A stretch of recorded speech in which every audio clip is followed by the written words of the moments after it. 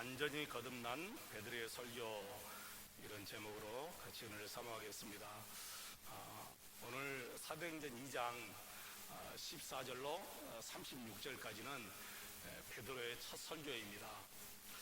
이 설교를 들으면 정말 예수님을 배반한 그 베드로가 맞아 할 정도로 베드로가 완전히 변화되었어요. 그렇게 비겁하고 겁 많던 베드로, 그렇게 약했던 베드로가 전혀 아닙니다. 완전히 딴 사람으로 변해 있습니다. 무엇이 그를 이렇게 바꾸어 놓았습니까? 바로 성령 하나님이신 줄로 믿습니다. 성령이 베드로에게 임하고 성령 충만하면 지금도 누구든지 이렇게 변화되는 놀라운 역사가 일어날 줄로 믿습니다.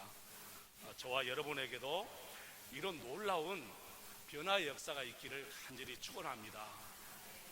성령님이 아니면 정말 할 수 없는 설교를 지금 베드로가 하고 있습니다.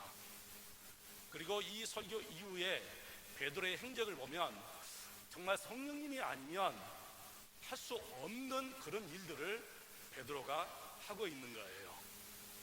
혹시 여러분 자신을 보면서 이건 정말 성령님이 아니고서는 도저히 일어날 수 없는 일이 내게 일어났다, 그런 일이 혹시 있으세요?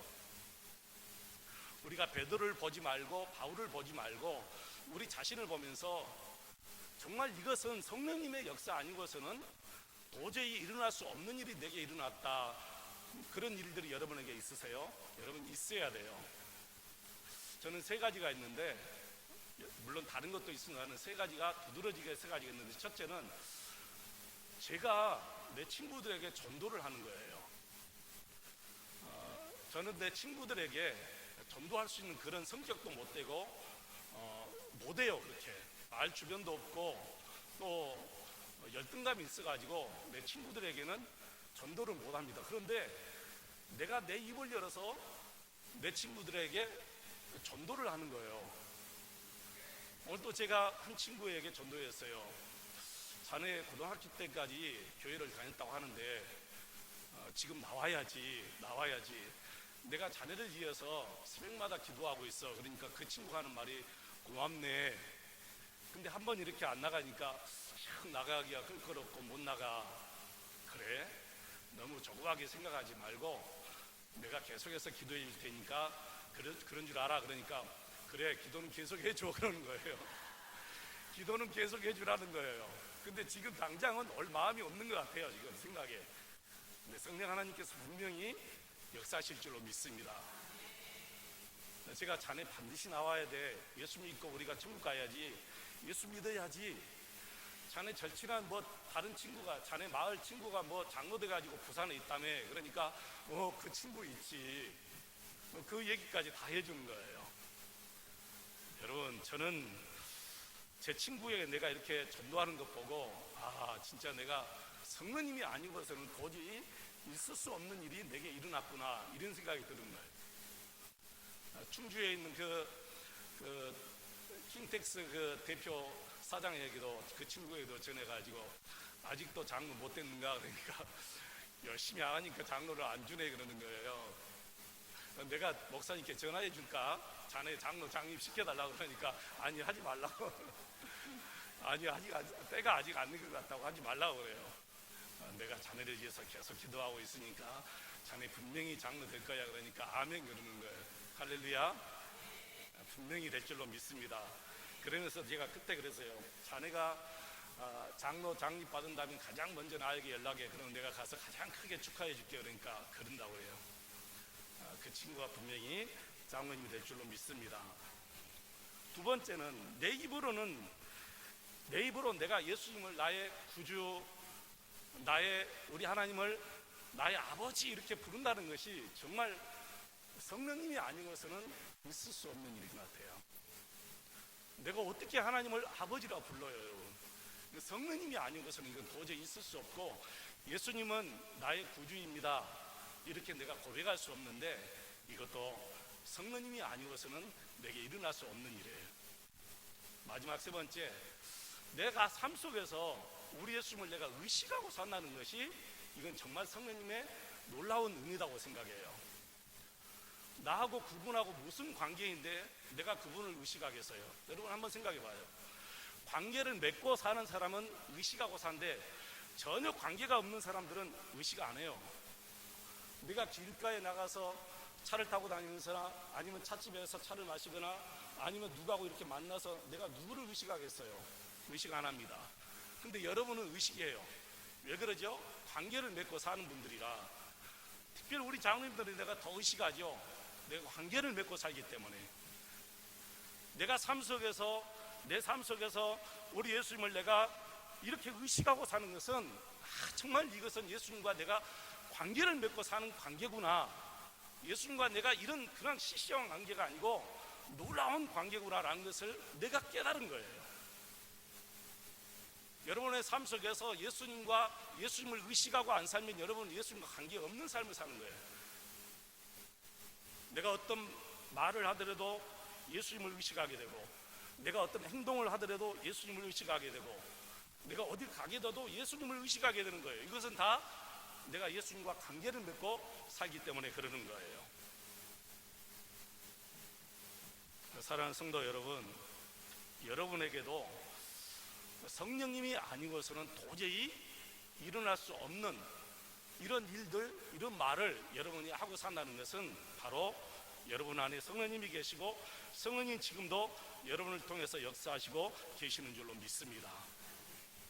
저는 베드로를 보고 있으면 정말 베드로는 성령이 아니고서는 도저히 할 수 없는 말과 이런 일들을 지금 행하고 있구나라는 것을 절실히 봐요. 오늘 본문에서도 나옵니다. 베드로의 설교를 보면 자기 스스로 하는 말이 아니에요. 여러분 보세요. 오늘 본문 25절 이하는 구약 시편 16편 그리고 34절 이하는 시편 110편 다윗의 시를 얘기하는데 베드로가 이렇게 말해요. 다윗의 시가 바로 예수 그리스도에 대한 예언의 말씀이다. 이렇게 베드로가 얘기하는 거예요.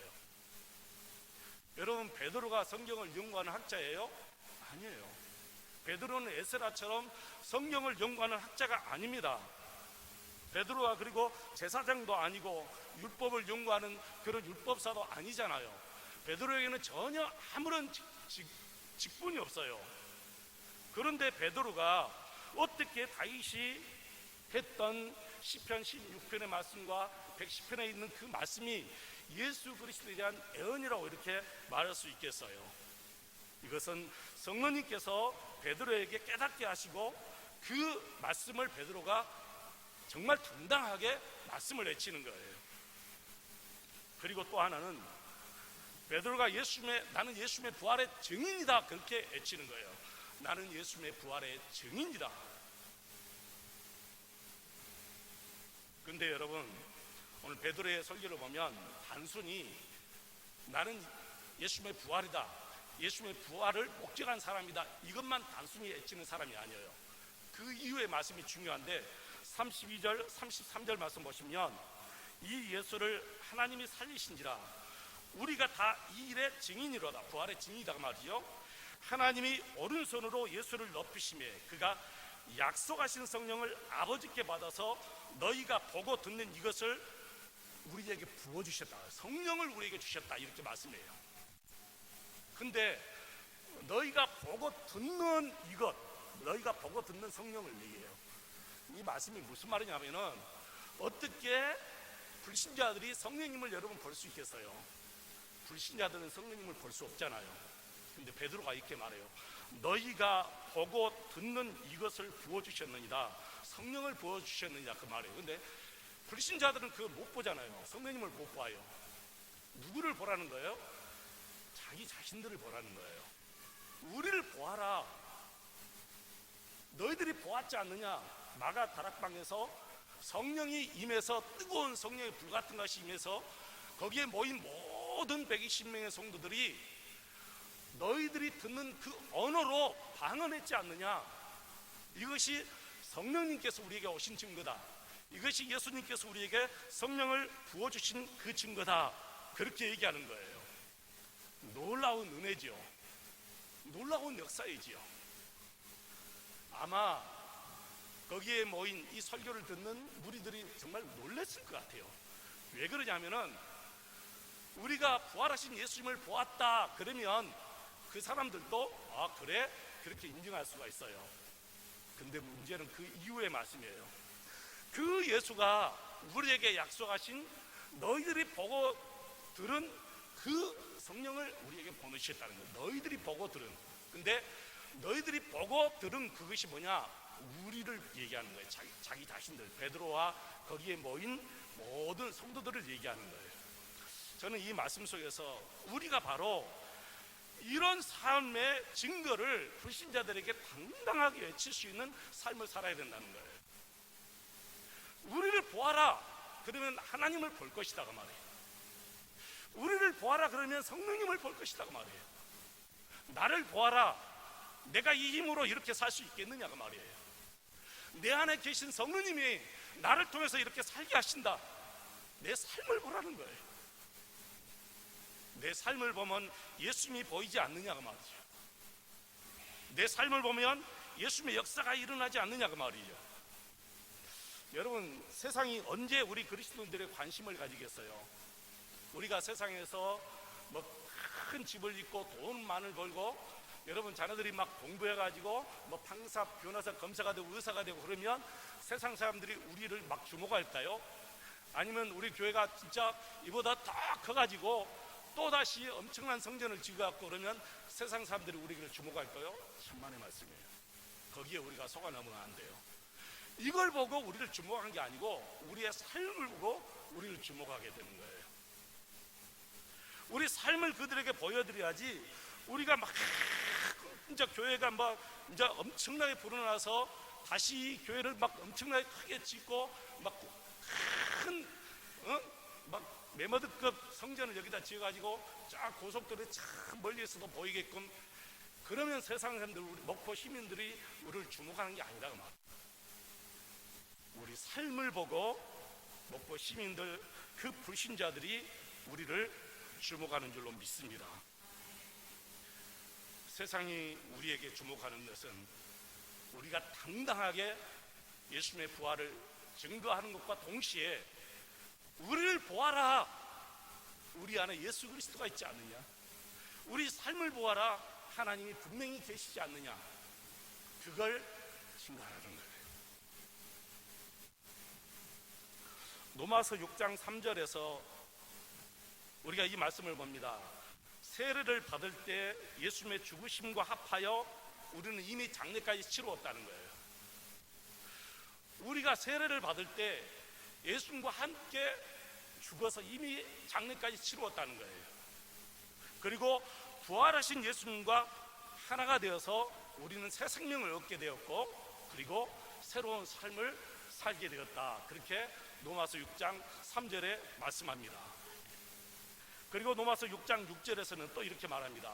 우리 옛사람이 예수와 함께 십자가에 못 박힌 것은 제 몸이 죽어 다시는 우리가 죄에게 종로를 하지 않도록 하기 위해서 그렇다고 말해요. 이 얼마나 놀라운 일이 우리에게 일어난 것입니까? 이런 엄청난 일이 우리에게 일어난 거예요. 우리 옛사람이 죽고 이제는 예수님과 함께 새 사람이 되어서 다시는 우리가 죄에게 종로를 하지 않고 산다는 거예요. 다시 말씀드려서 더 이상 죄와 전혀 상관없는 삶을 살게 된다는 거예요. 여러분, 이 사실을 믿으십니까? 죄와 전혀 상관없는 삶을 살게 되었다. 죄와 전혀 상관없는 삶을 살게 되었다. 이것을 바울 사도가 갈라디아서 2장 20절에 자기 자신에게 이렇게 적용시키면서 고백을 해요. 내가 그리스도와 함께, 로마서 6장 3절 6절에는 우리가 그렇게 얘기해요. 근데 갈라디아서 2장 20절에는 이 말씀을, 로마서의 6장 3절과 6절 말씀을 성도들에게 증거한 말씀이, 이것은 로마서 6장 3절 6절은 성도들에게, 로마 성도들에게 증거한 말씀이고, 갈라디아서 2장 20절 말씀은 자기 자신에게 한 고백이에요. 내가 그리스도와 함께 십자가에 못 박혔나니 그런즉 이제는 내가 사는 것이 아니요 오직 내 안에 그리스도께서 사시는 것이라. 이제 내가 육체 가운데 사는 것은 나를 사랑하사 나를 위하여 자기 자신을 버리신 하나님의 아들을 믿는 믿음 안에서 사는 것이라. 내가 육체 가운데 사는 것은, 이 말은 육체로 있을 때를 얘기하는 거예요. 육체로 살아갈 때를 얘기합니다. 내가 육체로 살아갈 때 이제는 내가 누구를 위해서 사느냐? 내 자기 자신을 버리신 하나님의 아들을 믿는 믿음 안에서 산다, 그렇게 얘기합니다. 여러분, 베드로만 그렇고 바울만 그렇습니까? 그렇지 않습니다. 우리도 이 말씀이 이루어진 말씀인 줄 믿습니다. 이제는 더 이상 여러분이 여러분의 삶을 사는 것이 아니라 여러분 안에 계시는 예수님이 우리의 삶을 사는 거예요. 그리고 이제 내가 육체 가운데 이 육체로 더불어서 살아갈 동안은 내가 어떻게 사느냐? 나를 위해서 당신 자신을 버리신 예수 그리스도를 믿는 그 믿음 안에서 우리가 산다, 그렇게 말씀하고 있습니다. 누구를 믿는 믿음이에요? 예수님을 믿는 믿음. 예수님을 믿는 믿음. 예수님의 부활을 믿고 예수님의 십자가를 믿고 지금 예수님께서 나와 함께 하시는 그 믿음을 믿는 믿음 안에서 산다는 거예요. 언제까지? 하나님 나라 갈 때까지. 저와 여러분은 하나님 나라 갈 때까지 내 안에 계시는 그 예수님과 함께 살아가는 그 믿음 속에서 살아야 될 줄로 믿습니다. 이걸 우리 가족들에게, 동료들에게, 우리 이웃들에게 정말 베드로처럼 큰 소리로 외쳐야 된다는 거예요. 오늘 베드로가 13절에 뭐라 했습니까? 14절에 베드로가 11사도와 함께 서서 소리를 높여 이르되, 유대인들과, 아마 이제 소리를 높인 것은 마이크가 없으니까, 많은 사람이 이제 몰려들었으니까, 마이크가 없으니까 다 듣게 하기 위해서 이제 소리를 높였지, 뭐라 했죠? 흥분이 되어서 그렇게 소리를 높인 것은 아닌 것 같습니다. 베드로는 흥분이 돼도 성령 받고 나서는 얼마나 차분하게 말씀을 이렇게 잘 증거한지 몰라요.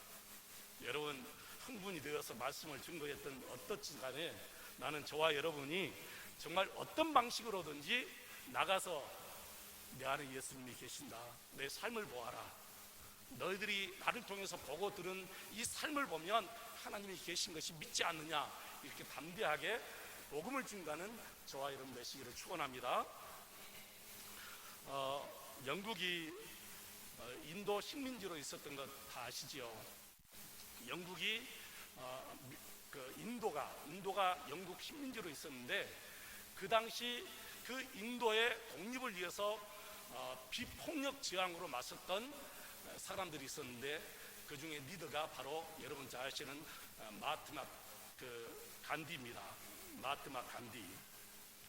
이 간디가 인도의 독립운동을 펼칠 때 철저하게 비폭력 저항 운동을 펼쳤어요. 근데 그 비폭력 저항 운동을 어디에 근거해서 했느냐면 성경을 근거로 했다는 거예요. 근데 간디가 그리스도인이 아닙니다. 그분은 힌두교인이에요.